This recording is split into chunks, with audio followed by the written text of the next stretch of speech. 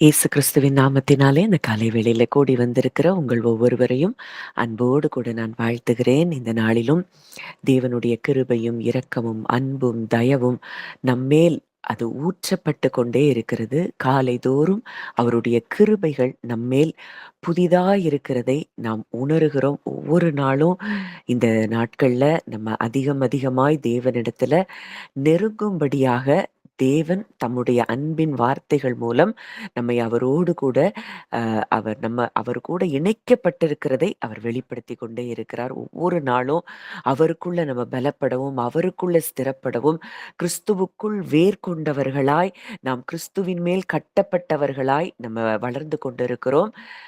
இன்னமும் வளர்ந்து நம்ம கிறிஸ்துவின் சரீரத்தின் அவயவங்கள் எப்படி தலைக்கு பொருந்துகிற சரீரத்தின் அவயவங்களாய் இருக்குமோ, அதே போல நாமும் தலையாகிய கிறிஸ்துவின் அந்த அந்த ஞானத்திற்கும் அந்த ஃபுல்னஸுக்கும் ஏற்றாற் போல நம்ம வளருவதுதான் தேவனுடைய சித்தமாய் இருக்கிறது. இதுக்கு தான் சபையே கொடுக்கப்பட்டிருக்குதுன்னு சொல்லி எபேசியர் 4ல பார்க்கிறோம்.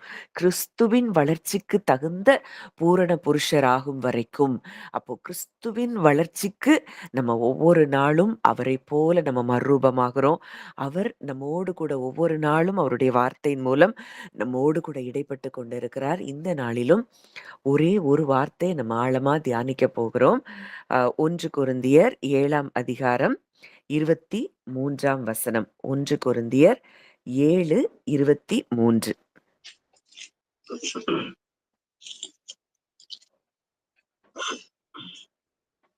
நீங்கள் கிரயத்துக்கு கொல்லப்பட்டீர்கள், மனுஷருக்கு அடிமையாகாதிருங்கள்.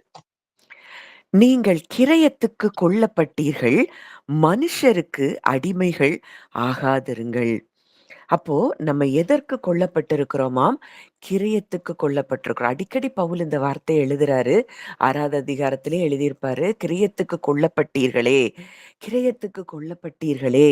அப்போ we we were bought at a price. நம்ம ஒரு விலைக்கு வாங்கப்பட்டிருக்கிறோம். அப்போ இந்த விலை எங்க இருந்து நம்ம விலைக்கு வாங்கப்பட்டிருக்கிறோம் அப்படின்னா, ஒரு காலத்துல நம்ம பாவத்திலையும் தேவனோடு கூட இருக்கிற அந்த உறவுல இருந்து மனதளவிலே நம்ம பிரிக்கப்பட்ட நிலைமையிலையும், மரணம் நம்மை ஆளுகை செய்யக்கூடிய இடத்திலையும், நாம் தொலைந்து போன நிலைமையிலும் நம்ம இருந்தோம். எபேசியர் 2ல பார்க்கிறோம், அக்கிரமங்களினாலும் பாவங்களினாலும் மரித்தவர்களாயிருந்த உங்களையும் அவர் என்ன செய்தார்? உயிர்ப்பித்தார் அப்படின்னு சொல்லி பார்க்கிறோம். மரித்து போயிருந்தோம். நம்ம பாவங்கள், சாபங்கள், பிரிவினை தேவனோடு நம்ம கொலோசியர் 1ல பார்க்கிறோம். முன்பு தேவனுக்கு மனதிலே சத்துருக்களா இருந்தோம். அப்போ இப்படித்தான் நம்ம லைஃப் இருந்தது. தேவனுக்கு பிரியமானது ஒண்ணும் நம்ம கிட்ட இல்ல. நாம் பாவிகளா இருக்கையில் கிறிஸ்து நமக்காக மரித்ததினாலே தேவன் நம்மேல் வைத்த அன்பை விளங்க பண்ணினார். நம்ம கிட்ட முழுவதுமாய் நம்ம பாவத்துல தான் இருந்தோம். எல்லோரும் பாவம் செய்து தேவ மகிமையற்றவர்களாகி. அப்போ இன்னைக்கு ஒரு ஆதாம், அந்த முதல் ஆதாம் பாவம் செய்தது நிமித்தம் முழு மனுக்குலமும் பாவத்துக்குள்ள அங்கே கடந்து வந்தது. ஒருத்தன் பாவமே செய்யலன்னா கூட அவனையும் அந்த பாவம் ஆண்டு கொண்டு இருந்தது. ஆனால் தேவன் இதெல்லாம் பார்த்துட்டு, நீ பாவம் செஞ்சல அப்படின்னு நம்மளை விட்டு விடாதபடிக்கு அவர் என்ன சொல்றாரு?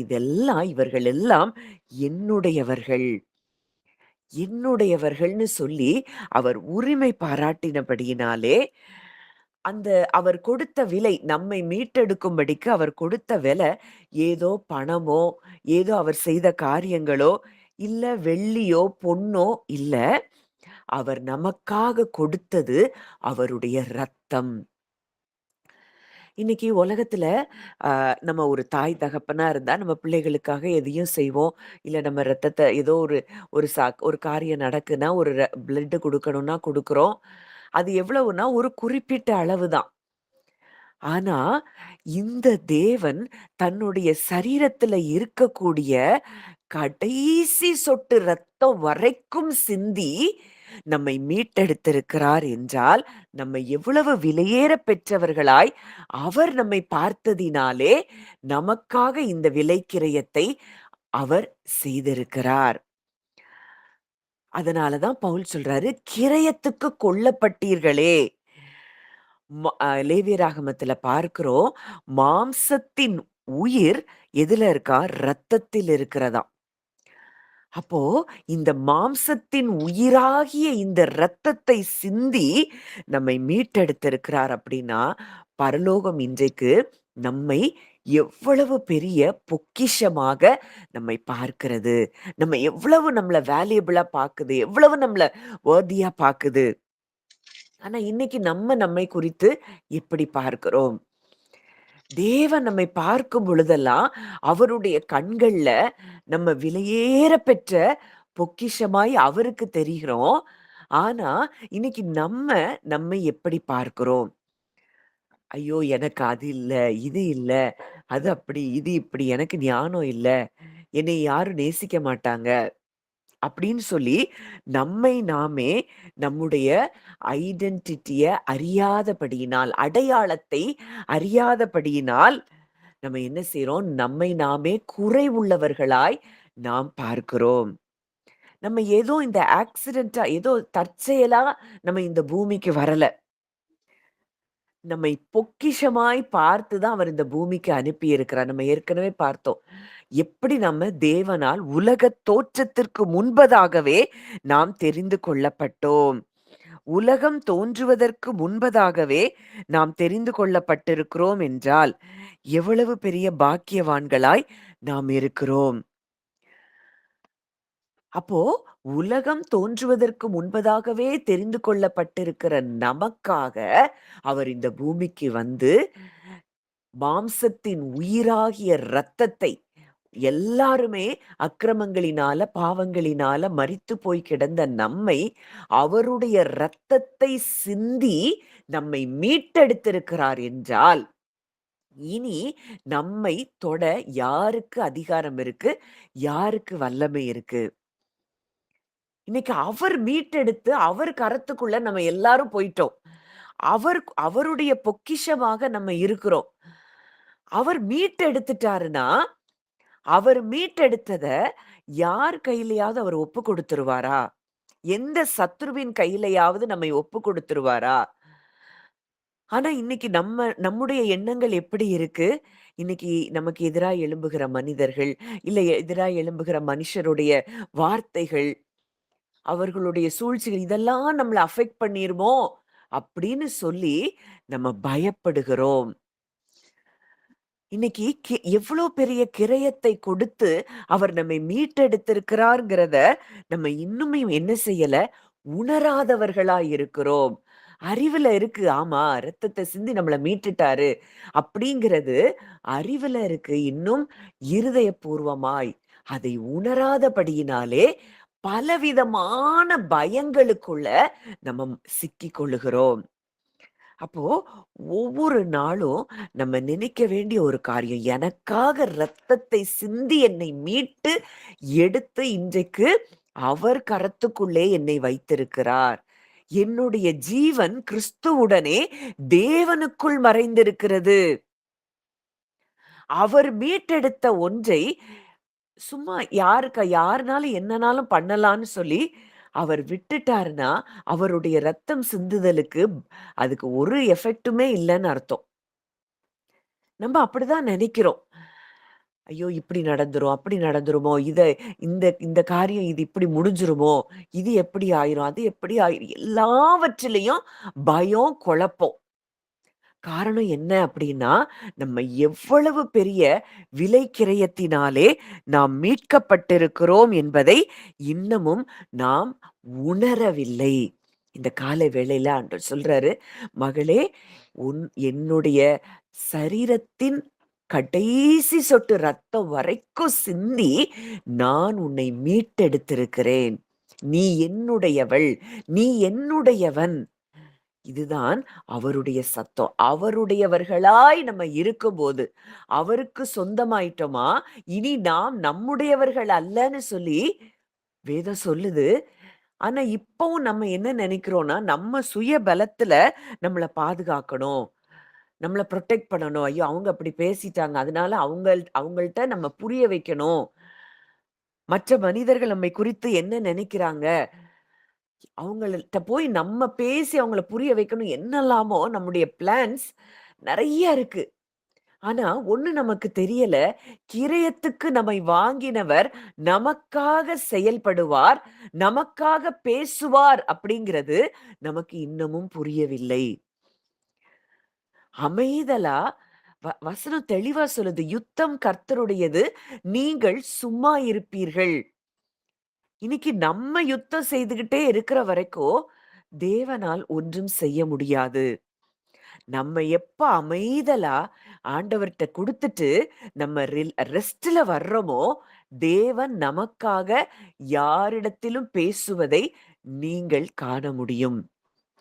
அவர் நமக்காக பேசுகிற தேவன் என்பதை பழைய ஏற்பாட்டுல இருந்து புதிய ஏற்பாடு வரைக்கும் எல்லா பக்கங்களிலும் நம்ம பார்க்கிறோம். மோசேக்காக பேசினவர் ஆரோனிடத்திலும், மீரியாமிடத்திலும். அங்கே மார்த்தாள் இடத்துல மரியாளுக்காக பேசினவர்.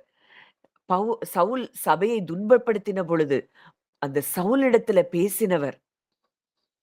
இன்றைக்கு நமக்காக அவர் பேசாமல் இருப்பாரா?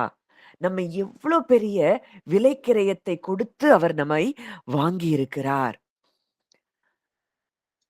அவருடைய நீதி நம்முடைய நீதிய வெளிச்சத்தைப் போலவும், நம்முடைய நியாயத்தை பட்ட பகலைப் போலவும் விளங்க பண்ணுகிற தேவன் அவர். அப்போ நான் நல்லது தான் செய்றேன். நான் நீதி தான் செய்றேன். ஆனா என் நீதி இன்னும் விளங்கப்படல. நீங்க அமைதலா இருங்க. நீங்க யாருங்கிறத புரிந்து கொண்டு இருந்தால் போதும். யாரிடத்திலும் நம்ம நம்ம பேசி புரிய வைக்க வேண்டாம். நம்ம சண்டை போட்டு புரிய வைக்க வேண்டாம். இதெல்லாம் நான் சொல்லணும்னு நினைக்கல. ஆனா நான் விசுவாசிக்கிறேன். இத யாருக்கோ தேவன் இந்த காலை வேளையில பேசிக் கொண்டிருக்கிறார். உங்க நீதிய நீங்க வெளிப்படுத்தணும்னா, நீங்க அமைதலா இருக்க வேண்டும்.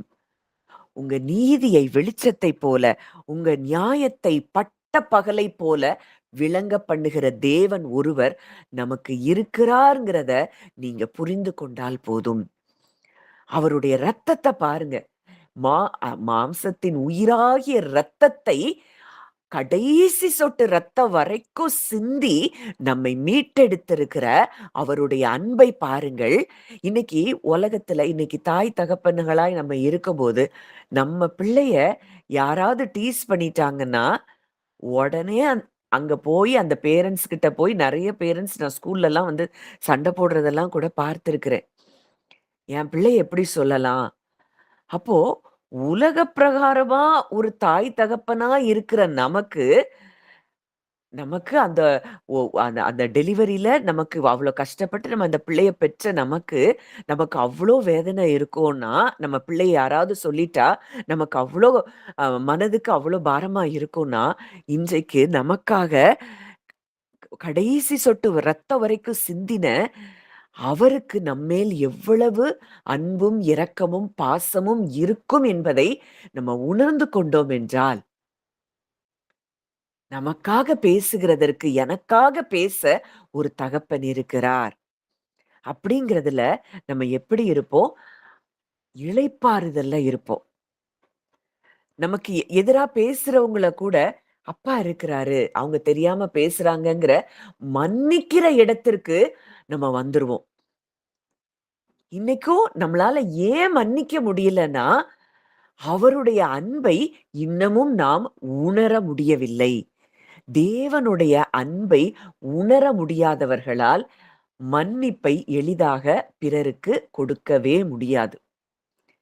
ஏன்னா, இந்த தேவ அன்புங்கிறது, அந்த அன்பின் ஆழத்த நம்ம புரிந்து கொண்டால் தான், ஐயோ! எவ்ளோ பெரிய அன்பு. நான் அத்தன பாவம் செய்தப்பயும், அத்தனை காரியங்கள் தேவனுக்கு விரோதமாக நான் செய்த பொழுதும், தேவன் என்னை நேசித்தாரே! அந்த அன்ப தானே நான் மற்றவர்களிடத்துல காட்டணும். அப்படிங்கிற இடத்துல நம்ம வருவோம். நம்ம மனிதர்களுக்கு அடிமைகள் ஆக மாட்டோம். இன்னும் இந்த கிரயத்துக்கு கொல்லப்பட்டீர்களே! இந்த வார்த்தைக்கு அ ஒரு அந்த ஈக்வலன்ட் வெர்சஸ் சிலத பார்க்கும்போது, இன்னும் உங்களுக்கு ஆழமாய் புரியும். வாசிக்கலாம். 1 பேதுரு 1, 18, 19 வசனங்கள். 1 பேதுரு 1, 18, 19. உங்கள் முன்னோர்களால் பாரம்பரியமாய் நீங்கள் அனுசரித்து வந்த வீணான நடத்தையினின்று அழிவுள்ள வஸ்துக்களாகிய வெள்ளியினாலும் பொன்னினாலும் மீட்கப்படாமல் குற்றமில்லாத மாசற்ற ஆட்டுக்குட்டியாகிய கிறிஸ்துவின் விலையேற பெற்ற இரத்தத்தினால் மீட்கப்பட்டீர்கள் என்று அறிந்திருக்கிறீர்களே. உங்கள் முன்னோர்களால் பாரம்பரியமாய் நீங்கள் அனுசரித்து வந்த வீணான நடத்தை. வீணான நடத்தையில தான் நம்ம இருந்தோம். அப்போ ஆண்டவர் வர்றாரு, அழிவுள்ள வஸ்துக்களாகிய அவர் ஏதோ நம்மளுக்கு ஒரு 1000 கிலோ தங்கத்தை கொடுத்து நம்மளை மீட்டெடுக்கல. வெள்ளியினாலோ பொன்னினாலோ நம்மை மீட்டெடுக்காமல் தன்னுடைய சரீரம் நொறுக்கப்படவும் தன்னுடைய சரீரம் பிக்கப்படவும் அவர் ஒப்பு கொடுத்து அவருடைய விலையேற பெற்ற இரத்தத்தினாலே மீட்கப்பட்டீர்கள் என்று அறிந்திருக்கிறீர்களே. அதுவும் அவருடைய ரத்தம் எப்படிப்பட்ட ரத்தமாம்? குற்றமில்லாத மாசற்ற ஆட்டுக்குட்டியாகிய கிறிஸ்துவின் ரத்தம். ஒரு நிமிஷம். குற்றமில்லாத மாசற்ற ஆட்டுக்குட்டியாகிய கிறிஸ்துவின் விலையேற பெற்ற ரத்தம். இன்றைக்கு ஆட்டுக்குட்டி, அன்றைக்கு பஸ்கா ஆட்டுக்குட்டியின் ரத்தத்துக்கு அந்த எகிப்து தேசத்துல அவ்வளோ பவர் இருந்திருக்கும்னா, பாதுகாப்பு இருந்திருக்கும்னா, இன்னைக்கு குற்றமில்லாத மாசற்ற ஆட்டுக்குட்டியாகிய இயேசு கிறிஸ்துவின் ரத்தத்துக்கு என்ன பவர் இருக்கும்னு நம்ம அறிந்து கொண்டால் போதும், நமக்கு எதை குறித்தும் பயம் வராது. இப்படி நடந்துருமோ, அப்படி நடந்துருமோ, இந்த பலவீனம் நமக்கு வந்துருமோ, இந்த சிம்டம் இப்படி இருக்கு, இந்த சிம்டம் இப்படி இருந்தா இந்த வியாதி இப்படி வந்துரும்னு நம்ம அறிந்திருக்கிற விஷயங்கள், இல்ல நம்ம சர்ச் பண்ணி பார்க்கிற விஷயங்கள், இது எல்லாம் ஏன் வருது அப்படின்னா, இன்னமும் அவருடைய ரத்தம் நமக்காக எவ்வளவு தூரம் அன்போடு அவருடைய ரத்தத்தை நமக்காக சிந்தி நம்மை மீட்டெடுத்திருக்கிறார். அந்த ரத்தத்துக்கு இருக்கக்கூடிய அந்த பவர், அதை இன்னும் என்ன செய்யல? உணரல. நம்ம உணரல அப்படின்னா, நமக்கு எல்லாமே நம்ம மேல வர்றதுக்கு நாமே அனுமதி கொடுக்கிறவர்களா இருக்கிறோம். எந்த ஒரு சத்தியத்தையும் நம்ம அண்டர்ஸ்டாண்டிங்ல நம்ம பெற்றுக்கொள்ளல அப்படின்னா, அந்த சத்தியத்தினால் நமக்கு பலன் இல்லை. அறிவுல இருக்கலாம். நீங்க எத்தனை வசனங்களை மனப்பாடமா படிக்கலாம், எத்தனை பிரசங்கங்களை நீங்க கேட்கலாம். ஆனா ஒரு வார்த்தைய கேட்டாலும் அந்த வார்த்தை உங்க உணர்வுகள்ல கலக்கும் என்றால் உங்களுக்கு பயம் என்பது இருக்காது. சூழ்நிலைகளை குறித்து எதையும் குறித்து நீங்க பதற்றம் அடைய மாட்டீங்க. இப்படி இப்படி இருக்குதா, எனக்காக என்னை மீட்டெடுக்கும்படிக்கு தன்னுடைய விலையேற பெற்ற இரத்தத்தை அவர் எனக்காக சிந்தி இருக்கிறார் என்றார், இதை எனக்கு அவர் செய்வார் அப்படின்னு உங்க இருதயம் இளைப்பாறுதல்லையும் சந்தோஷத்திலையும் இருக்கிறத நீங்க பார்க்க முடியும். அடுத்ததா ஒரு வசனம், ஏசாயா 43:1. இது நமக்கு அடிக்கடி தியானித்த வசனம் தான். ஏசாயா 43:1. இப்போதும் யாக்கோபே, உன்னை சிருஷ்டித்தவரும் இஸ்ரவேலே, உன்னை உருவாக்கிறவும் ஆகிய கர்த்தர் சொல்லுகிறதாவது, பயப்படாதே, உன்னை மீட்டுக் கொண்டேன், உன்னை பெயர் சொல்லி அழைத்தேன், நீ என்னுடையவன். ஆண்டவர் சொல்றாரு, பயப்படாதே, உன்னை மீட்டு கொண்டேன். நான் உன்னை மீட்டு எடுத்துட்டேன்பா. நீ என்ன செய்ய வேண்டாம்? பயப்பட வேண்டாம். பயப்பட வேண்டாம் அப்படின்னா எதை குறிச்சு நீ பயப்பட வேண்டாம். அவர் மீட்டெடுத்த பிறகு நாம் எதை குறித்து, நம் காரியங்களை குறித்து பயப்பட வேண்டும்? நம்ம சரீரத்தை குறித்தா, நம்முடைய ஆத்துமாவை குறித்தா, இல்ல நம்ம குடும்பத்தை குறித்து, அந்த பிரச்சனை இப்படி இருக்கு, இது இப்படி இருக்கு, அது அப்படி இருக்கு. அவர் மீட்டெடுத்துட்டாரு. அவர் மீட்டெடுத்துட்டாருன்னா, அவர் கரங்களுக்குள்ள நம்ம இருக்கிறோம்னா, இன்றைக்கு நாம் எதை குறித்து கலங்கணும், பயப்படணும்? அவருடைய ஒவ்வொரு சொட்டு ரத்தமும் நமக்காக இன்றைக்கும் பேசிக் கொண்டிருக்கிறதாம். ஆபேலின் இரத்தம் பேசினவைகளை பார்க்கிலும் நன்மையானவைகளை பேசுகிற இரத்தம். இன்றைக்கு வரைக்கும் இயேசு கிறிஸ்துவினுடைய இரத்தம் நமக்காக நன்மையானதை பேசிக் கொண்டிருக்கும் என்றால், எந்த தீமை நமக்கு எதிராய் வரும் நம் வாழ்க்கையில் நேரிட அவர் அனுமதி கொடுப்பார். இன்னைக்கு நம்ம தான் பல தீமைகளை நம் வாழ்க்கையில நம்ம என்ன செய்றோம்? இடம் பெறுகிறதற்கு அனுமதி கொடுக்கிறோம். இன்றைக்கு அவருடைய இரத்தம் நம் மேல தெளிக்கப்பட்டு கொண்டே இருக்கிறது. அந்த இரத்தம் நமக்காக நன்மையானவைகளையே பேசிக் கொண்டிருக்கிறது. அவருடைய இரத்தத்தினாலே நாம் முற்றிலும் மீட்கப்பட்டிருக்கிறோம். அதனால ஆண்டவர் சொல்றாரு, "நீ பயப்படாத. நான் உன்னைய மீட்டெடுத்திருக்கிறேன்." இந்த உலகத்தை படைத்தவர், சகலத்தையும் தம்முடைய வல்லமையுள்ள வசனத்தினாலே தாங்குகிறவர், சர்வ வல்லமையுள்ளவர். அவர் நம்மை மீட்டெடுத்திருக்கிறார் என்றால், நமக்கு எவ்வளவு பெரிய பாதுகாப்பை தேவன் நமக்கு வைத்திருக்கிறார். இதை உணர முடியலன்னா, நம்ம எல்லா விதமான பயங்களும் ஒரு நியூஸ வாசிச்ச உடனே, நியூஸ் பேப்பர திறந்து ஒரு நியூஸ வாசிச்ச உடனே நமக்கு பயம் வரும். அந்த நியூஸ வாசிக்கும்போதும் நமக்கு எப்போ பயம் வராதுன்னா, இந்த சத்தியத்தை நாம் எப்பொழுது உணர்கிறோமோ, ஆமா, ஏன் அவருடைய இரத்தத்துக்குள்ள நான் இருக்கிறேன். அவருடைய இரத்தத்தினாலே நான் மீட்கப்பட்டிருக்கிறேன். இரவும் பகலும் அவருடைய இரத்தம் என்மேல், என் குடும்பத்தின் மேல், என் வீடுகளின் மேல், என்னுடைய உடைமைகளின் மேல் தெளிக்கப்பட்டு கொண்டே இருக்கிறது. அந்த இரத்தத்தை தாண்டி எனக்கு ஒரு தீங்கும் வர முடியாது அப்படின்னு எந்த ஒரு மனிதன் உணர்கிறானோ, அவன் விடுதலையாய் இருக்கிறதை நாம் பார்க்கிறோம்.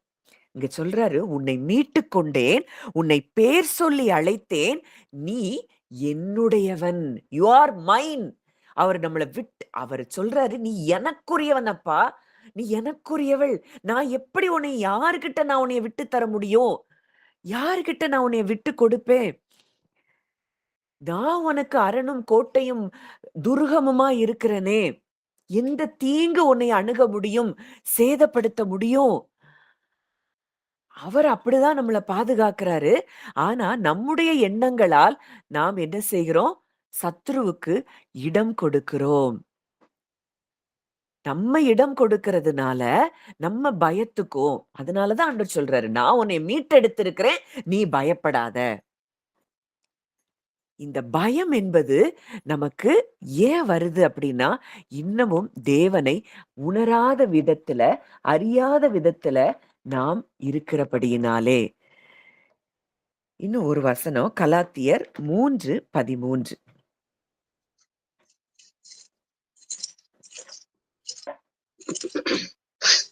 மரத்திலே தூக்கப்பட்ட எவனும் சபிக்கப்பட்டவன் என்று எழுதியிருக்கிறபடி, கிறிஸ்து நமக்காக சாபமாகி நியாயப்பிரமாணத்தின் சாபத்துக்கு நம்மை நீங்களாக்கி மீட்டுக் கொண்டார். மரத்திலே தூக்கப்பட்ட எவனும் சபிக்கப்பட்டவன் என்று எழுதியிருக்கிறபடி, கிறிஸ்து நமக்காக சாபமாகி நியாயப்பிரமாணத்தின் சாபத்திற்கு நம்மை நீங்களாக்கி மீட்டுக் கொண்டார். இன்றைக்கு இந்த சாபம் அப்படிங்கிறது நம்முடைய வாழ்க்கையில செயல்படவே முடியாது. ஏன்னா, அத்தனை சாபங்களையும் அவர் தன்னுடைய சரீரத்திலே அவர் ஏற்றுக்கொண்டு, அவரே அவர் சபிக்கப்பட்டவராய் அவர் மாறினபடியினாலே, இன்றைக்கு எந்த சாபமும் நம்மை நெருங்க முடியாது. இன்னைக்கு ஒருவேளை நீங்க மனுஷங்க என்னை இப்படிலாம் சபிச்சுட்டாங்க, இப்படியெல்லாம் என்னைய பேசிட்டாங்க, இது என் வாழ்க்கையில நடந்துருமோன்னு நீங்க நினைக்கலாம். காரணம் இல்லாமல் இட்ட சாபம் தங்காது. நீங்க தேவனுடைய பிள்ளைகளா இருப்பீங்கன்னா, அவருடைய இரத்தத்தை நீங்க உணர்ந்து விசுவாசிப்பீங்கன்னா, அவர் நமக்காக மரத்திலே தூக்கப்பட்டு, அவர் சபிக்கப்பட்டவராய் அவர் மாறினபடியினாலே, எந்த சாபமும் நம்மை நெருங்காது, நம்மை அணுகாது. இந்த அளவுக்கு பாவத்துல இருந்தும், சாபத்துல இருந்தும் நம்மை மீட்டெடுத்து தனக்குரியவர்களாய் நம்ம ஒவ்வொருவரையும் அவர் மாற்றி இருக்கிறார் என்றால், இன்னைக்கு எந்த காரியம் நம்மள தொட முடியும்?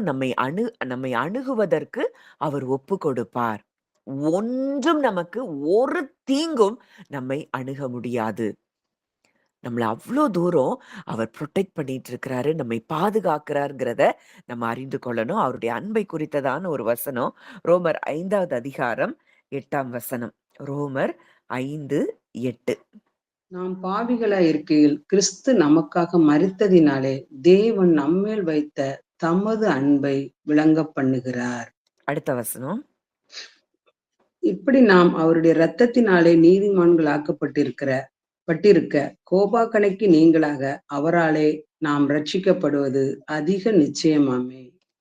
நாம் பாவிகளா இருக்கையில் கிறிஸ்து நமக்காக மரித்ததினாலே. அப்போ ஒரு மனுஷன் நம்ம முற்றிலும் பாவத்துல தான் இருந்தோம். ஆனா, அவர் நம்மள எப்படி பார்க்கிறாரு? மிகப்பெரிய பொக்கிஷமா நம்ம பாவத்துல இருக்கும்போதே பொதுவா சொல்லுவாங்க, சாக்கடையில ஒரு ஒரு ஒரு டைமண்ட் விழுந்துருச்சுன்னா, அதோடைய வேல்யூ குறைஞ்சு போயிருமா? இல்ல. அதே போல தான் அவர் நம்மள ஒரு பொக்கிஷமா நம்மை பார்த்தபடியினாலே, அவர் நமக்காக இந்த பூமிக்கு இறங்கி வந்ததை பார்க்கிறோம். உலக தோற்றத்துக்கு முன்னதாகவே அவர் நம்மை தெரிந்து கொண்டபடியினாலே, கிறிஸ்து நமக்காக இந்த பூமியிலே வந்து மரித்து நம்மை மீட்டெடுத்து அவருடையவர்களாய் நம்மை மாற்றும்படிக்கு அவர் இந்த பூமிக்கு வந்தபடியினாலே தான் தேவன் நம்மேல் வைத்த அன்பு வெளிப்பட்டது. அவர் முந்தி நம்மிடத்தில் அன்பு கூர்ந்தபடியினாலே நாமும் அவரிடத்தில் அன்பு கூறுகிறோம். வசனம் சொல்லுது, பூரண அன்பு பயத்தை புறம்பே தள்ளும். இன்னைக்கும் பயம் இருக்கு அப்படின்னா, தேவனுடைய பூரணமான அவருடைய அன்பை நாம் உணர்ந்து கொள்ள முடியாத இடத்தில் இருக்கிறபடியினாலதான் நமக்கு என்ன இருக்கு, நம்ம இருதயத்துல பயம் என்பது வருது. அவர் சொல்றாரு, பயப்படாதே, உன்னை மீட்டு கொண்டேன், உன்னை பேர் சொல்லி அழைத்தேன், நீ என்னுடையவன், நீ என்னுடையவள் அப்படின்னு அவர் சொல்றாரு. ஆனா நம்ம இருதயத்துல ஏன் பயம் வருதுன்னா, அவருடைய பூரணமான அவருடைய அன்பை இன்னமும் நாம் உணர்ந்து கொள்ளவில்லை. அவருடைய இரத்தத்தினாலே நாம் எல்லோரும் நீதிமான்கள் ஆக்கப்பட்டிருக்கிறோம். அவராலே நாம் ரட்சிக்கப்படுவது அதிக நிச்சயமாமே. அப்போ ரட்சிக்கப்படுவது, ரட்சிப்புங்கிற வார்த்தைக்குள்ள எல்லாம் அடங்கி இருக்குது. பாதுகாப்பு இருக்கு, ஆத்தும ரட்சிப்பு, சரீர பாதுகாப்பு எல்லாமே அதுக்குள்ள அடங்கி இருக்கு. அவராலே நாம் ரட்சிக்கப்படுவது அதிக நிச்சயமாமே. இப்படிதான் தேவன் நம்மை மீட்டெடுத்திருக்கிறார். கிரயத்துக்கு நாம் கொல்லப்பட்டிருக்கிறோம். விலைக்கு வாங்கப்பட்டிருக்கிறோம். இன்றைக்கு நம்மை தொட எந்த வல்லமைக்கு அதிகாரம் இருக்கிறது? ஒரு நாள் கூட இதுல இப்ப தொடர்ந்து வர்றவங்க நீங்க அத உணர்ந்திருப்பீங்க. ஒருவேளை புதிதாய் வருகிறவங்களுக்கு நான் சொல்ல வேண்டிய காரியம் அதுதான். எந்த மந்திரமோ, செய்வினையோ, பில்லி சூனியமோ எதுவும் உங்க எல்லைக்கு பக்கத்திலேயே வர முடியாது. இத இத வரும்னு நம்ம நம்புனாதான் அது வரும். நான் அவருடைய ரத்தத்துல இருக்கிறேன். அவருடைய ரத்தத்துக்குள்ள இருக்கிறேன். அவருடைய ராஜ்யத்துக்குள்ள நான் வந்துட்டேன். வெளிச்சத்தின் ராஜ்யத்துக்குள்ள நான் வந்துட்டேங்கிறத எப்ப நீங்க ஆழமாய் உணர்வீர்களோ, உணர்ந்து அதை அறிக்கையிடுவீங்களோ, அந்த நொடிப்பொழுதிலேயே உங்களுக்கு எதிரான அத்தனை போராட்டங்களும் அது உங்கள விட்டு, உங்க குடும்பங்கள விட்டு வெளியேறுகிறதை நீங்கள் நிச்சயமாய் பார்ப்பீர்கள். அடுத்ததா நம்ம பார்க்கிறோம், மனுஷர்களுக்கு அடிமைகள் ஆகாதிருங்கள். இந்த மனுஷர்களுக்கு அடிமை ஆகாதிருங்கள்னா, இது ஏதோ நம்ம மனுஷருக்கு எதிர்த்து நிக்கிறது, முரட்டாட்டமா இருக்கு, ரெபலியன் கிடையாது. இது நமக்கு சுதந்திரமாய் இருக்கிறதை தேவன் குறிப்பிடுகிறார். இது ஏதோ நம்ம வெளிப்புறத்துல நம்ம அடிமைகளா இருக்கிறத குறித்து சொல்லல. நமக்கு உள்ளேயே சில விஷயங்கள்ல மனிதர்களுக்கு நாம் அடிமைகளா இருக்கிறோம். மனுஷங்க என்ன குறிச்சு நல்லா பேசணும். மனுஷங்க என்னைய ஏற்றுக்கொள்ளணும். இல்ல இவங்க என்னைய தள்ளிருவாங்களோ! இத நான் இப்படி செஞ்சா இவங்க என்ன தள்ளிருவாங்களோ! மனிதர்களுடைய ஒப்பீனியன்ஸ்க்கு பயப்படுகிற காரியம். இப்படி மனிதர்களுக்காகவே நம்ம வாழ்ந்து கொண்டிருக்கிறோம். மனிதர்களையே நெனச்சு நெனச்சு நம்ம பயந்து, இவங்க இப்படி நெனச்சுருவாங்களோ! அவங்க அப்படி நெனச்சுருவாங்களோ! இவங்க இப்படி நெனைக்கிறதுனால இன்னைக்கு என்ட்ட பேசாம போயிட்டாங்களோ! அப்படின்னு சொல்லி மனிதர்களுக்கு நாம் அடிமைகள் ஆகக்கூடாது என்று சொல்லி தேவன் இந்த இடத்துல நமக்கு கற்றுக் கொடுக்கிறார். நம்ம விலைக்கு வாங்கப்பட்டிருக்கிறோம். அவரால விலைக்கு வாங்கப்பட்டிருக்கிறோம்னா, நம்முடைய நியாயத்தை வெளிப்படுத்துவதும் அவர்தான், நம்மை கனப்படுத்துவதும் அவர்தான், நம்மை மேன்மைப்படுத்துவதும் அவர்தான்.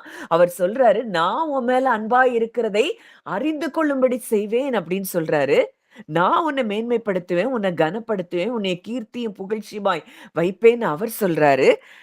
ஆனா, இன்னைக்கு நம்ம எத தேடி ஓடிட்டு இருக்கிறோம்? மனிதர்களுடைய ஒப்பீனியன்ஸ்க்கும், மனிதர்களுடைய அப்ரூவல்க்கும் நம்ம ஓடிக்கொண்டு இருக்கிறோம்.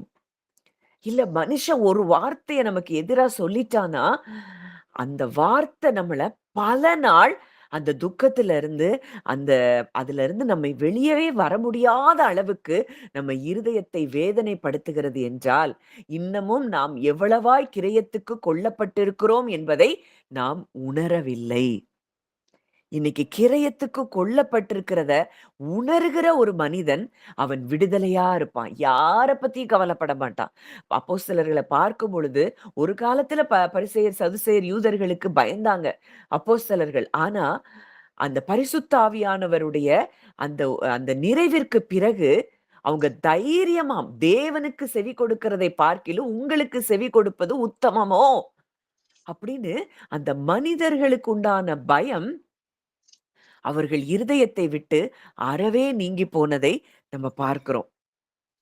ஏன்னா, அவங்களுக்கு ஒண்ணு தெரிஞ்சிருச்சு. நம்ம எவ்வளவு பெரிய விலை கொடுத்து நாம் வாங்கப்பட்டிருக்கிறோம். இவர்கள் நம்ம என்ன செய்ய முடியும்? அப்படின்னு சொல்லி அந்த பயம், அந்த பூரண அன்பை அவர்கள் உணர்ந்தவர்களாய் இருந்தபடியினாலே, அந்த பயம் என்பது அவர்களுக்கு இல்லாமல் போயிற்று. அதனால தான் யோவான்ல எழுதுறாரு. நாங்கள் எங்கள் கண்களினாலே பார்த்ததும், எங்கள் கைகளினாலே தொட்டதும், உணர்ந்ததுமாய் இருக்கிற இந்த ஜீவ வார்த்தையை குறித்து உங்களுக்கு அறிவிக்கிறோம். அத அவர் அப்படியே ஃபீல் பண்ணி, அவருடைய அன்பை உணர்ந்தவர்களாய் அவங்க இருந்தபடியினால தான், இந்த வசனங்கள் எல்லாம் அவங்களால எழுத முடியுது. அப்போ நம்ம பார்க்கிறோம், மனுஷனுக்கு பயப்படுகிற பயம் கண்ணியை வருவிக்கும். இந்த மனுஷருக்கு பயப்படுகிற பயம்ங்கிறது, அது வெளியில ரொம்ப தெரியலனாலும், அது அமைதியா நம்மள ஒரு கண்ணிக்குள்ள சிக்க வைக்கிற காரியமா இருக்கிறது. மக்களுடைய வார்த்தைகள் தேவனுடைய செயலை விட, தேவனுடைய வார்த்தைகளை விட அதிக சத்தமாய் நமக்குள் கேட்கிறது. நல்லா புரியணும். தேவனுடைய வார்த்தைய விட, தேவன் நம்மேல் வைத்திருக்கிற அன்பை விட, தேவன் நமக்காக எவ்வளவு பெரிய கிரயத்தை செலுத்தியிருக்கிறார் என்பதை உணர்வதை விட, மனுஷருடைய வார்த்தை அதிக சத்தமாய் கேட்கிறது அப்படின்னா, நம்ம எதுக்கு அடிமையா இருக்கிறோம்? மனுஷருக்கு அடிமைகளா இருக்கிறோம். இன்னைக்கு என்ன வேணாலும் சொல்லட்டும். யார் என்ன வேணாலும் பேசட்டும். அவங்க அறியாம பேசுறாங்கன்னு நம்ம எப்ப முடியும்னா, நம்ம எவ்வளவு பெரிய கிரயத்தினால் மீட்கப்பட்டிருக்கிறோம் என்பதை உணர்ந்துட்டோம் அப்படின்னா, நமக்கு எத குறிச்சும், யார குறித்தும், எந்த மனிதர்களுடைய வார்த்தைகள குறித்தும் நமக்கு பயம் வராது, கலக்கம் வராது. அப்போ எந்த மனிதரும் நமக்காக ரத்தத்த சிந்தல.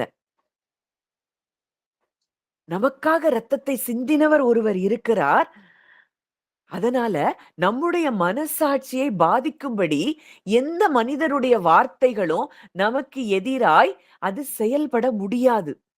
இன்னைக்கு நம்ம இடம் கொடுக்கிறதுனால தான் இந்த மனுஷ வார்த்தைகள்னு நான் சொல்றது ஒருவேளை நம்மள ரொம்ப இல் ட்ரீட் பண்ணிட்டாங்க. நம்ம வார்த்தைகளால நம்ம காயப்படுத்திட்டாங்கங்கிறது மாத்திரம் இல்ல. எல்லாமே மனுஷ வார்த்தைகள் தான். நமக்கு இன்னைக்கு சயின்ஸ் சொல்ற காரியங்கள், மீடியா சொல்ற காரியங்கள், இது எல்லாமே மனுஷருக்கு அடிமைகளாகிற காரியங்கள். நீங்க கிரயத்துக்கு கொல்லப்பட்டிருக்கிற நீங்க, உலகத்துக்கும் உங்களுக்கும் மிகப்பெரிய வித்தியாசம் இருக்கிறதுன்னு இயேசு சொல்றாரு. உலகத்துல இருக்கிறவங்களுக்கு நேரிடுகிறது போல, நமக்கு நேரிட வாய்ப்பே கிடையாது. நாம் வானத்துக்குரியவர்களாய் நம்ம இருக்கிறோம். இன்னைக்கு உலகம் சொல்ற காரியத்த குறித்து நெறைய நேரங்கள்ல நமக்கு அ நாலேட்ஜ் அறிவு இருமாப்பை உண்டாக்கும்னு வேதம் சொல்லுது. இந்த நாலேட்ஜ் என்ன செய்யுது? நமக்கு பல ஞானம் இந்த உலகத்துல நம்ம நம்ம நம்ம ஞானமா இருக்கணும்லன்னு சொல்லி நெறைய நியூஸ கேட்கிறோம். Googleல நெறைய காரியங்கள் நம்ம பார்க்கிறோம். YouTubeல பார்க்கிறோம். இது எல்லாம் பல ஞானத்த நமக்கு கொடுத்துருச்சு. அதனால இந்த தேவ ஞானத்தை நாம் பெறாதவர்களா இருக்கிறபடியினால நமக்கு பயம் வருது. அப்போ இன்னைக்கு இதுக்கெல்லாம் நம்ம அடிமைப்பட்டு இருக்கிறோம்னா, நாம் இன்னமும் கிரயத்துக்கு எவ்வளவு பெரிய கிரயம் கொடுக்கப்பட்டு நாம் வாங்கப்பட்டு இருக்கிறோம், மீட்கப்பட்டு இருக்கிறோம் என்பதை நம்ம உணரல. அன்றைக்கு ஒண்ணே ஒண்ணு, அது உங்க இருதயத்துல ஏதாவது ஒரு பயம் வருதுன்னா, ஒரு ஒரு ஆட்டுக்குட்டி தேவன் படைத்த ஒரு ஆட்டுக்குட்டியின் ரத்தம் நிலைக்கால்கள்ல பூசப்பட்ட அந்த வீட்டுக்குள்ளேயே எந்த சங்காரமும் நடக்க முடியலன்னா, இன்றைக்கு தேவனே அவருடைய ரத்தத்தையே சிந்தி நம்மை மீட்டெடுத்திருக்கிறார்னா, அவருடைய ரத்தம் நம்ம மேல தெளிக்கப்பட்டு கொண்டே இருக்குதுன்னா, நமக்கு விரோதமாய் என்ன நேரிட முடியும்? யார் என்ன செயலை செய்துவிட முடியும்? நம்ம பார்க்கிறோம் பிலேயாம குறித்து, பிலேயாம் இஸ்ரவேல் மக்களை சபிக்கும்படிக்கு அந்த பாலாக் ராஜா கூலி பொருத்தி அவன கூட்டிட்டு வர்றான். ஆனா, பிலேயாமால சபிக்கவே முடியல. தேவன் தன்னுடைய ஜனங்களை சபிக்கிறதற்கு அவர் அனுமதி கொடுக்கவே இல்ல. இது எதுவுமே இஸ்ரவேல் ஜனங்களுக்கு தெரியாது. ஆனா, தன்னுடைய இரத்தத்தினால் ஆட்டுக்குட்டியின் இரத்தத்தினால் மீட்கப்பட்ட அந்த ஜனங்கள், தன்னுடைய ஜனங்களாய் அவர் பார்த்தபடியினாலே, அவங்களுக்கு தெரியாது. ஆனா, இங்க நடக்கிற காரியம், ஆனா அவர்களையும் அறியாமல் தேவன் அவர்களை சபிப்பதற்கு இடம் கொடுக்கவே இல்லை என்பதை நாம் அறிந்து கொண்டோம்னா, நமக்கு சும்மா நம்மள எல்லாரும் பேசுற காரியத்த எல்லாத்தையும் பெருசா மனதுல போட்டு, நம்ம என்ன செய்ய மாட்டோம்? கவலைப்பட மாட்டோம். இன்னைக்கும் நமக்கு கவலையும், பயமோ, சோர்வோ எல்லாம் நெறைய நேரங்கள் வருகிறதற்கு காரணம், நாம் மனுஷருக்கு அடிமைகளாய் இருக்கிறோம். அவங்களுக்கு அடிமையா இருக்கிறோம்னா, லிட்டரலா அவுட்வர்ட் ஸ்லேவரி இல்ல. உள்ளான மனதுல நம்ம மனுஷர குறித்து நமக்கு நெறைய பயம், நெறைய கவல. இது நம்மை விட்டு என்ன செய்யணும்? மாற வேண்டும். அதனால நமக்கு கொடுக்கப்பட்டிருக்கிற சுயாதீனத்துல நம்ம நிலை கொண்டு இருக்கணும். வாசிக்கலாம். கலாத்தியர் 5:1. கலாத்தியர் 5:1. ஆனபடியினால் நீங்கள் மறுபடியும் அடிமைத்தனத்தின் நுகத்துக்கு உட்பட்டவர்களாய் படாமல் கிறிஸ்து நமக்கு உண்டாக்கின சுவாதீன நிலைமையில் நிலை கொண்டிருங்கள். அவர் நமக்கு ஒரு பெரிய லிபர்ட்டிய குடுத்துட்டாரு. விடுதலைய குடுத்துட்டாரு. என்ன விடுதல? அவருடைய இரத்தத்தினால மீட்கப்பட்டு அவருக்கு பிள்ளைகள் ஆயிட்டோம். இனி நாம் நமக்குரியவர்கள் அல்ல. நமக்கு உண்டான என்ன நமக்கு வந்தாலும் அது அவர் பொறுப்பு. அப்படிங்கிற அந்த ஒரு சுயாதீன நிலைமையில நாம் வரும்படிக்கு இங்கே பவுல் இதை எழுதுகிறத நம்ம பார்க்கிறோம். ஒரு நிமிஷம். அப்ப இந்த சுயாதீன நிலைமையில இருக்கிறோமா? இன்னமும் மனிதர்களுக்கு அடிமைகளா இருக்கிறோமா? ஐயோ! இதுல நான் வெட்கப்பட்டுருவேனோ, மனுஷங்க முன்னாடி நான் இப்படி ஆயிருவேனோ, அப்படி ஆயிருவேனோ அப்படின்னு சொல்லி ஒவ்வொரு நிமிஷமும் நம்ம மனிதர்களை குறித்தே நம்ம சிந்தித்துக் கொண்டிருந்தோம். அப்படின்னா, இன்னமும் நம் கண் தெரியாத குருடர்களாய், கண் சொருகிப் போன குருடர்களாய் இருக்கிறோம் என்பதை அறிந்து கொள்ளணும். இன்னைக்கு தேவன் நம்முடைய கண்களை அவர் திறந்திருக்கிறார். அவருடைய விலையேற பெற்ற இரத்தத்தினால் நாம் ஒவ்வொருவரும் மீட்கப்பட்டிருக்கிறோம் என்றால், அவருடைய கரத்துக்குள்ள இருக்கிற பொக்கிஷமாய் அவர் நம்மை பார்க்கிறார் என்றால், நம்மை ஒன்றும் அணுக முடியாது என்பதை நாம் அறிந்து கொள்ள வேண்டும். இன்னும் ஒரு வசனம் கொலோசையர் 2ஆம் அதிகாரம் 20 முதல் 22. கொலோசையர் 2, 20 முதல் 22. நீங்கள் கிறிஸ்துவுடனே கூட உலகத்தின் வழிபாடுகளுக்கு மரித்ததுண்டானால், இன்னும் உலக வழக்கத்தின்படி பிழைக்கிறவர்கள் போல, மனுஷருடைய கற்பனைகளின்படியும் போதனைகளின்படியும் நடந்து, தொடாதே, ருசி பாராதே, தீண்டாதே என்கிற கட்டளைகளுக்கு உட்படுகிறது என்ன? இவை எல்லாம் அனுபவிக்கிறதினால் அழிந்து போகுமே. இது எல்லாம் கிறிஸ்துவுடனே கூட உலகத்தின் வழிபாடுகளுக்கு மரித்ததுண்டால அந்த பாரம்பரியமா இதை சாப்பிடணும், அதை சாப்பிடக்கூடாது, இதை சாப்பிடக்கூடாது, இதெல்லாம் நிறைய பாரம்பரியங்கள் அங்க யூதர்களுக்கு இருந்தது. இன்னைக்கும் நமக்கு என்ன சொல்றோம், யூடியூபை திறந்த உடனே நமக்கு இதை சாப்பிட்டா அது வந்துடும், அதை சாப்பிட்டா இது வந்துடும். ஞானமாய் நடக்கணும், எதுவுமே அளவா இருக்கணும், அதெல்லாம் தப்பு கிடையாது. அளவுக்கு மிஞ்சி நம்ம பேராசைப்பட்டு எதையும் சாப்பிடக்கூடாது, அது நமக்கு நல்லதில்லை. ஆனா எதை சாப்பிட்டாலும் இப்போ உலகத்துல எல்லாருக்கும் ஒரு பயம். அப்படி ஒரு பயம் நமக்கு தேவையில்லை. அதுவும் நாம் அதற்கு அடிமையாகிற ஒரு காரியமா இருக்கிறது. மனுஷருடைய கற்பனைகளின்படியும் போதனைகளின்படியும், மனுஷருடைய கற்பனை, மனுஷருடைய போதனை, சயின்ஸ் சொல்லுது அப்படிங்கிறதுல அதுக்காக நம்ம இப்போ ட்ரிங்க்ஸ் பண்றது, சிகரெட் பிடிக்கிறது, இதெல்லாம் நமக்கு இது தேவன், இது நம்முடைய சரீரத்தை கரைப்படுத்துகிற காரியம். இது தேவனுக்கு தேவன் இத சொல்லல. நம்ம சாதாரணமா நம்ம சாப்பிடுற காரியங்கள். ஒவ்வொன்னுக்கும் இப்ப பயம். இதுல தண்ணி குடிச்சா நல்லதில்ல. இப்படி எதை எடுத்தாலும் உடனே நமக்குள்ள ஒரு பயம் வருது. காரணம் என்னன்னா, இன்னமும் நாம் எவ்வளவு தூரம் நாம் பாதுகாக்கப்பட்டிருக்கிறோம் என்பதை உணராதபடி இருக்கிறபடியினாலே.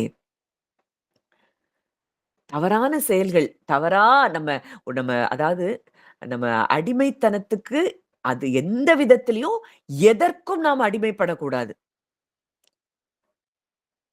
ஒருவேளை இந்த ட்ரக்ஸ் யூஸ் பண்றது அது ஒரு அடிமைத்தனம். அதுக்கு அடிக்ட் ஆகுறது ஒரு அடிமைத்தனம். அதுக்கும் அந்த இடத்துலயும் நம்ம அடிமைப்படக்கூடாது. அதே போல இந்த இடத்துலயும் மனுஷருடைய கற்பனைகள், போதனைகள், தொடாதே, தீண்டாதே, ருசி பாராதே என்கிற கட்டளைகளுக்கு உட்படுகிறது என்ன? இவையெல்லாம் அனுபவிக்கிறதினாலே அழிந்து போகுமே. இப்படிப்பட்ட போதனைகள் சுய இஷ்டமான ஆராதனையையும், மாயமான தாழ்மையையும், சரீர ஒடுக்கத்தையும் பற்றி ஞானம் என்கிற பெயர் கொண்டிருந்தாலும், இவைகள் மாம்சத்தை பேணுகிறதற்கே ஒழிய மற்றொன்றுக்கும் பிரயோஜனப்படாது. மாயமான தாழ்மை. இது என்னதான்? நம்ம மாயமான தாழ்மையா? இத சாப்பிடாத, அத ருசி பாராத அப்படின்னு சொல்லி மனுஷ போதனைகள், சுய இஷ்டமான ஆராதனை, மாயமான தாழ்மை, சரீர ஒடுக்கம். சரீரத்தை ஒடுக்கணும். ஃபாஸ்டிங் இருக்கிறோம். அது ரொம்ப நல்லது. எப்படி ஃபாஸ்டிங் இருக்கணும்? எதுக்காக ஃபாஸ்டிங் இருக்கணும்னா, ஏதோ ஒண்ண தேவனிடத்துல பெறுகிறதற்காக ஃபாஸ்டிங் இல்ல. நம்ம நம்ம சாப்பிட்டுக்கிட்டே இருந்தோம் அப்படின்னா, நம்ம அந்த மாம்சம் நமக்கு என்ன செய்துரும்? ஒரு சோர்வ கொண்டு வந்துரும். ஆனா, நம்ம அந்த சாப்பிடாம இருக்கும்போது, அந்த தேவனோடு கூட இருக்கிற உறவுல மணிக்கணக்கா நம்ம அவரு கூட ஐக்கியப்பட முடியும். அதுக்கு தான் ஃபாஸ்டிங்கே தவிர, ஏதோ நம்ம ஃபாஸ்டிங் இருந்தா தான் தேவன் நமக்கு தருவார்ன்னு நெனச்சோம்னா, நாம் இன்னமும் தேவனை அறியவில்லைன்னு அர்த்தம். நம்ம ஃபாஸ்டிங் இருந்து ஒண்ண பெற்றுக்கொண்டோம்னா, அப்ப தேவனுடைய அன்பு எவ்வளவு? அத இன்னும் என்ன செய்யல? உணரல. நாம் எதுக்கு இருக்கணும்? அவரோடு கூட ஒன்னஸ்ல, அன்புல, ஐக்கியத்துல இன்னமும் நெருங்குவதற்கு நம்ம உபவாசம் இருக்க வேண்டும். அவர் நமக்காக எல்லாத்தையும் செஞ்சு முடிச்சுட்டாரு. இனி அவர்ட்ட நம்ம ஃபாஸ்டிங் இருந்து தான் அவர்ட்ட பெறணுங்கிறது இல்ல. அவருக்குள்ள சந்தோஷமா இருந்தாலே போதும். நாம் எல்லாவற்றையும் தாராளமாய் நம்ம பெற்றுக்கொள்வோம். அப்போ இங்க இந்த சரீர ஒடுக்கம் பற்றி ஞானம் என்கிற பெயர் கொண்டிருந்தாலும், இது ஞானம் அப்படிங்கிற பெயர் கொண்டிருந்தாலும், இவைகள் மாம்சத்தை பேணுகிறதற்கே ஒழிய மற்றொன்றிற்கும் பிரயோஜனப்படாது. அப்போ எல்லா விதத்திலும் எதுக்குமே மனுஷர்களுக்கு நாம் அடிமைகள் ஆகக்கூடாது. கடைசியா ஒரு வசனம் யோவான் 12ஆம் அதிகாரம் 43ஆம் வசனம். யோவான் 12:43.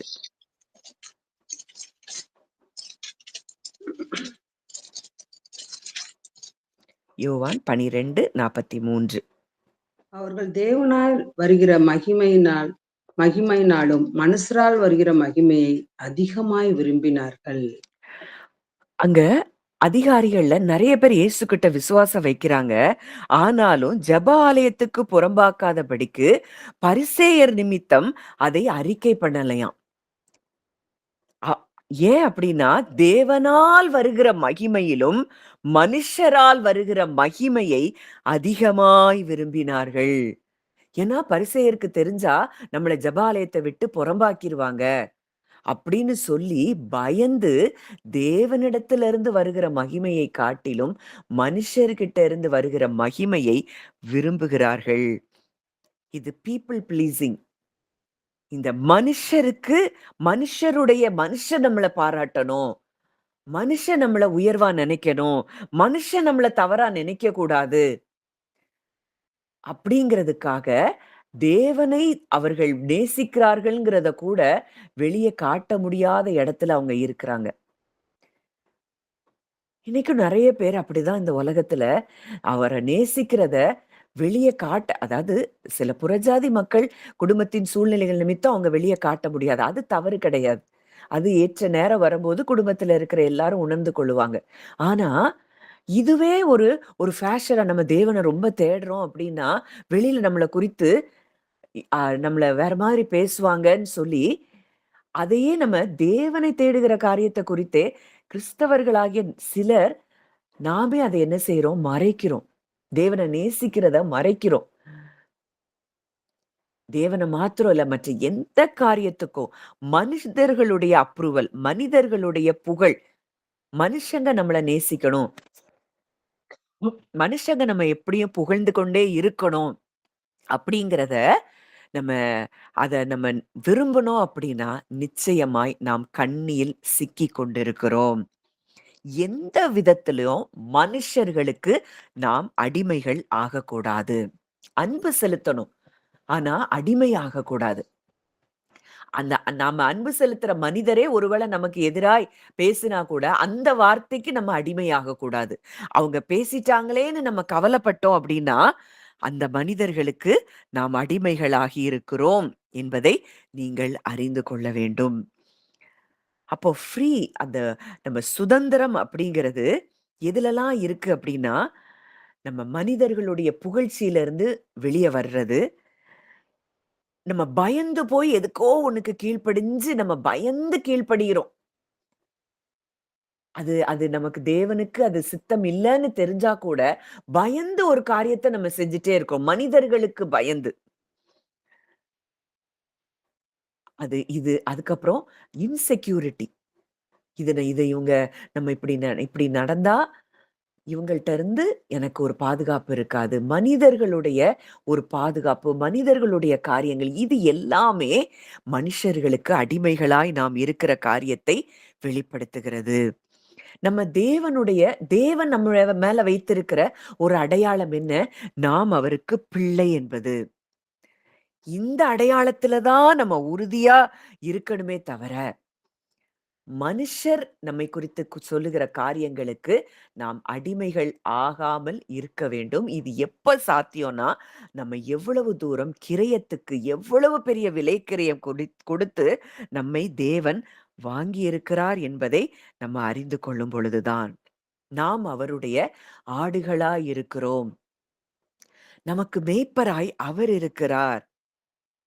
நமக்காக மரித்த அவருக்காக நாம் இப்பொழுது வாழ்ந்து கொண்டிருக்கிறோம் அப்படிங்கிறத நம்ம உணர்ந்து கொண்டோம்னா, நாம் ஒரு காலமும் மனிதர்களுக்கு அடிமைகளாக மாட்டோம். தைரியமா பேசுவோம். இதுதான் நான் அப்படிங்கிறத நம்ம தைரியமா நம்ம கர்த்தருக்காக நிற்கவும் செய்வோம். எந்த சூழ்நிலைகளிலும் மனுஷருடைய புகழ்ச்சியை, மனிதர்களுடைய காரியங்களை நம்ம எதிர்பார்க்க மாட்டோம்.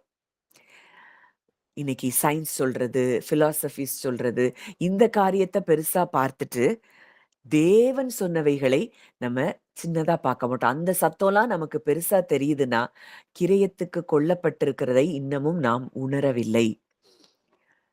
இன்னைக்கு சயின்ஸ் எவ்வளவோ சொல்லும், மெடிக்கல் சயின்ஸ். ஆனா வசனம் சொல்லுது, உங்க மேல அவருடைய ரத்தம் தெளிக்கப்பட்டுட்டே இருக்கு. அவர் ரத்தம் நன்மையானத பேசிக்கிட்டே இருக்கு. அப்படின்னா, நமக்கு எப்படி தீமை நேரிடும்? இயேசு கிறிஸ்துவினுடைய ரத்தம் தெளி தெளிந்து கொள்ளப்படுறதுக்கு தெரிந்து கொள்ளப்பட்ட, ரத்தம் தெளிக்கப்படுதலுக்கு தெரிந்து கொள்ளப்பட்ட பரதேசிகள். இப்படித்தான் தேவன் நம்மை வைத்திருக்கிறார், நம்மை வாங்கி இருக்கிறார், நம்மை மீட்டெடுத்திருக்கிறார், பொக்கிஷமாக அவருடைய கரத்துக்குள் நம்மை வைத்திருக்கிறார்னா, எந்த மனிதர்களுக்கும் நாம் அடிமைகள் ஆகக்கூடாது, எந்த மனுஷருடைய ஒப்பீனியன்ஸ்க்கும் அடிமை ஆகக்கூடாது. நாம் சுயாதீனமான நிலைமையிலே நாம் நிலை கொண்டிருக்க வேண்டும். இதுதான் இன்னைக்கு தேவன் நமக்கு கற்றுக் கொடுக்கிற காரியம். ஒவ்வொருத்தரும் இதை உணர்ந்தவர்களாய் நம்ம தேவனுக்குள்ள பலப்படுவோம். நம்ம ஜெபிக்கலாம். நல்ல தகப்பனே, நன்றியோடு உம்மை துதிக்கிறோம், ஸ்தோத்தரிக்கிறோம் அப்பா.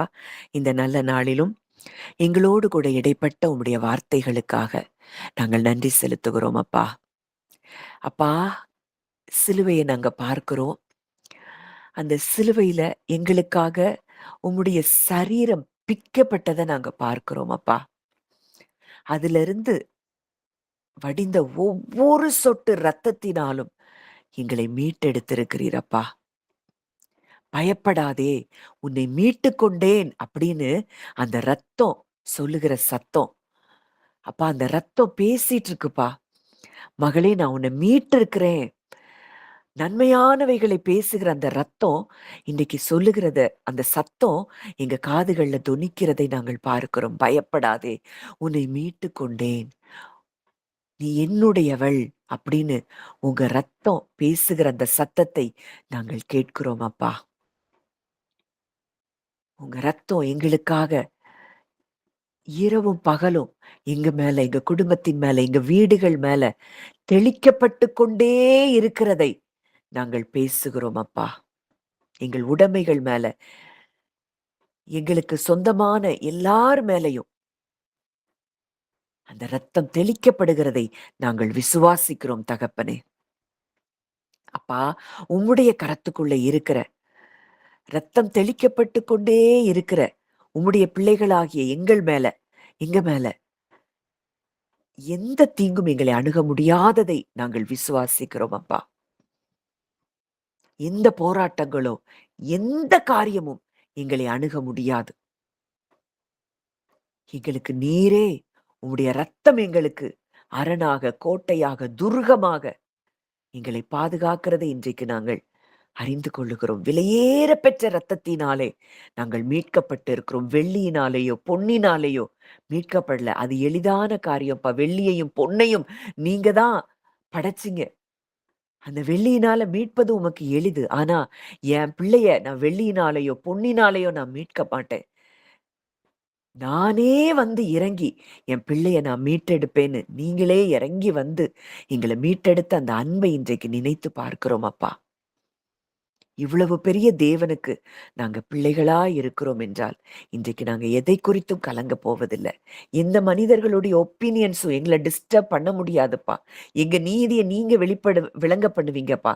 எங்க நியாயத்தை பட்ட பகல போல விளங்க பண்ணுவீங்க. எங்க தேவன் எங்களோடு கூட இருக்கிறீர். எங்களுக்காக யுத்தம் செய்கிறவர் எங்களோடு கூட இருக்கிறீர். உம்முடைய கரத்திலே எங்களை தாழ்த்தி ஒப்பு கொடுக்கிறோம் அப்பா. வந்த ஒவ்வொருவரையும் மனதார நான் பிளஸ் பண்றேன். விதைக்கப்பட்ட இந்த வார்த்தைகள் 100 மடங்கு ஒவ்வொருவருக்குள்ளும் பலன் தரும்படியாக நான் ஜெபிக்கிறேன். உம்முடைய கரங்களிலே ஒப்பு கொடுக்கிறோம். காத்துக்கொள்ளும், வழி நடத்தும். இயேசுவின் மூலம் கேட்கிறோம் ஜீவனுள்ள நல்ல பிதாவே. ஆமேன், ஆமேன்.